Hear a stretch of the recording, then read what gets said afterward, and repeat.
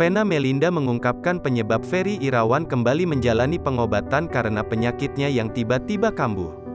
Sebagaimana diketahui bahwa Ferry Irawan kini hidup bersama dengan anak angkat Vena Melinda bernama Vania. Sebagai seorang ayah yang sudah lama dinantikan kehadirannya, tentu Ferry Irawan banyak menggunakan waktunya untuk bermain bersama dengan anak angkat Vena Melinda itu. Meski keduanya sama-sama bahagia, akan tetapi hal inilah yang menjadi pemicu sakit Ferry Irawan kambuh. Ya, Vena Melinda mengatakan bahwa Ferry Irawan kembali dilarikan ke rumah sakit karena kelelahan bermain dengan Vania. Beberapa bagian tubuh Ferry Irawan kesakitan karena terlalu asyik mengikuti sang anak bermain. Ia pun langsung dilarikan ke RS dan syukurnya langsung mendapatkan tindakan tanpa operasi. Kini kondisi Ferry Irawan pun sudah berangsur membaik.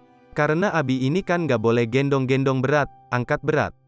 Tapi kemarin main sama Vania. Mungkin waktu itu posisi lagi duduknya salah, tidur salah. Tutur Vena Melinda kemarin udah berobat juga, ketemu sama dokternya.